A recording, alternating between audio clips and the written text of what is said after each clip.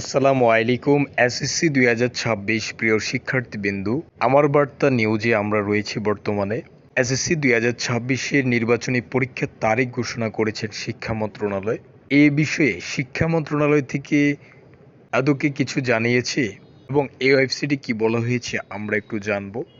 আমরা সবসময় সঠিক নিউজ আপলোড করার চেষ্টা করে থাকি। তো দেখো, শুরুতে দশম শ্রেণীর শিক্ষার্থীদের হাতে বই তুলে দিতে দেরি হওয়ার কারণে এমন সিদ্ধান্ত নেওয়া হয়েছে বলে জানা সরকারি মাধ্যমিক শাখার উপ-সচিব রহিমা আক্তার। ২০২৬ সালের এসএসসি পরীক্ষার জন্য কবে ২০২৬ সালের নির্বাচনী পরীক্ষা অনুষ্ঠিত হবে সেই প্রসঙ্গেও কথা বলবেন। নির্বাচনী পরীক্ষার সময় কিছু পিছিয়ে ছুটির তালিকাও বর্ষপঞ্জি সংশোধন করে প্রজ্ঞাপন জারি করা হয়েছে।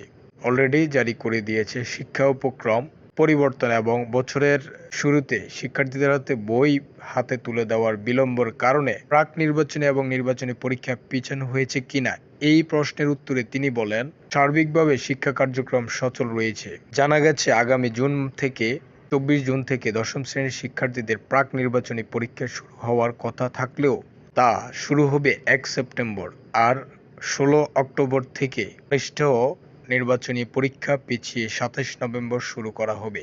অর্থাৎ নির্বাচনী পরীক্ষাটি ২৭ নভেম্বরে শুরু করার পরিকল্পনা শিক্ষা মন্ত্রণালয়ের। সংশোধিত এই সিস্টেমে যদি কোনো পরিবর্তন হয়, দেশের কোনো অস্বাভাবিক কোনো ঘটনা ঘটে, সেক্ষেত্রে শিক্ষা মন্ত্রণালয় পরীক্ষার ডেটটি চেঞ্জ করে দিতে পারে। ইতিমধ্যে আমরা সোশ্যাল মিডিয়ায় দেখেছি ২০২৬ সালের পরীক্ষাটি ফেব্রুয়ারির দিকে নেওয়ার সম্ভাবনা, কিন্তু ফেব্রুয়ারিতে যদি রমজান হয় তাহলে পরীক্ষাটি কিভাবে নেবে? অতএব শিক্ষা মন্ত্রণালয় কখনোই চাইবে না রমজানের সময় পরীক্ষা নেওয়ার। রমজানের আগে পরীক্ষা অনুষ্ঠিত হবে, নয়তো পরে পরীক্ষা অনুষ্ঠিত হবে।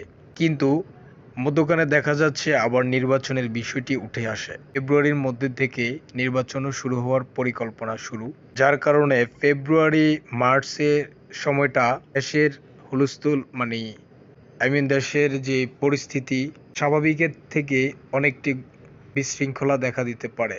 তোমরা জানো নির্বাচনের সময়টাই প্রায় এরকম হয়ে থাকে এবং দেখা যাচ্ছে যখন রমজান হবে তখন তো পরীক্ষা নেওয়া সম্ভব হবে না। সেক্ষেত্রে পরীক্ষাটি হয় সামনে, আগে নিতে হলে নভেম্বরের দিকে তোমাদের পরীক্ষাটি শুরু হতে পারে।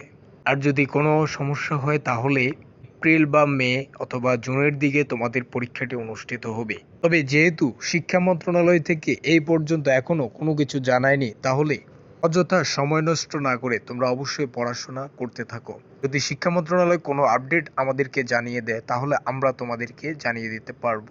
নোটিশ প্রকাশ করলে সাথে সাথে আমাদের চ্যানেলে পেয়ে যাবে, তাই চ্যানেলটি সাবস্ক্রাইব করে রাখো। সকলকে ধন্যবাদ।